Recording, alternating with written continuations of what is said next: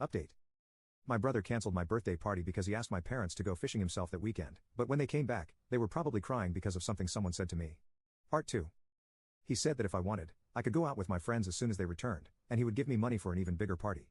But that didn't comfort me because I wanted to go out with my friends on my birthday, not spend the day at home alone. So, I was really upset all day and didn't do much until I fell asleep that night. However, the next morning, I woke up to a surprise because someone started ringing the doorbell very early. When I went to see who it was, I realized it was my grandfather. My dad's parents passed away when I was young because they were quite old, and my dad is the youngest of 4 siblings.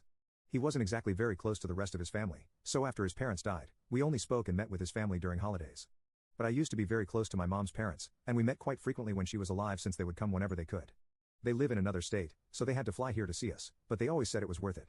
After my mom passed away, however, things changed, and it got even worse for my grandfather because, 8 months after losing my mom, he also lost his wife. They were in a car accident, and my grandmother fought for her life for a few days before succumbing to her injuries. My grandfather is paralyzed from the waist down and has to use a wheelchair to move around. So, in the last 2 years, I've only been able to see him once a year during the holidays. It's been pretty hard because he used to be full of life, but after losing his wife and daughter, he's become very quiet and sad. Obviously, everyone feels sorry for him, but he says that only makes him feel worse because he doesn't want people to pity him. So, I try to act like myself around him, even though seeing him makes me want to cry because I just miss the person he used to be. That's part of the reason why I never told my grandfather about my strained relationship with my dad and my brother. I didn't want to make things even harder for him. Sharing that with him would only make him feel bad because he wouldn't be able to do anything about it, and I didn't want to make him feel even more helpless. So, every time I visited him over the last 2 years, I only focused on the happy things. But the day after my birthday, when he showed up at my door with his nurse to surprise me, I ended up breaking down because I got so emotional. A lot of people in the family had wished me well, but the fact that he came all the way here just to surprise me really moved me. Knowing that not even my brother and dad would have done something like that for me was what made me start crying as soon as I saw him. I got so emotional that he had to comfort me for a while before I could thank him.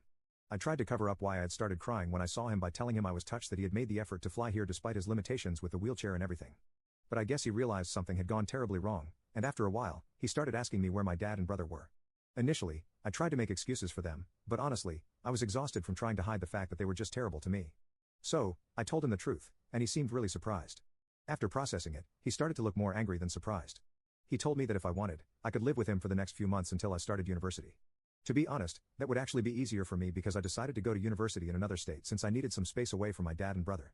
Coincidentally, my university is closer to my grandfather's house than here, so, if I stayed with my grandfather, I would only have to drive a couple of hours to get back home, whereas here I would have to take a round-trip flight. And it's not like they would miss me here. My dad has my brother, and my brother has my dad. So, I didn't even have to think twice before accepting my grandfather's offer. He told me he would leave as soon as my dad and brother returned home because he had some things to settle with my father. He stayed with me that day, and I told him everything that had been happening over the last few years since my mom passed away. It was like the floodgates had finally opened, and I had someone to share all this with. Of course, my friends knew about it, but it's not like they could help, and they all have their own problems. I'm not close enough to the rest of my family to talk to them about this, so it wouldn't have made a difference anyway. When my grandfather asked why I had never told him anything, I explained that I didn't want to make him feel bad. He said he would have fought for custody, but honestly, it would have been very unlikely for him to get custody of me because it's not like my dad was actively abusing or neglecting me. He said he would have found a way to help me and that I should have told him sooner. But I hadn't told him before, and that's how things were. I had to endure the situation for a long time, but this was the last straw, and my grandfather was fortunately here to finally get me out of it.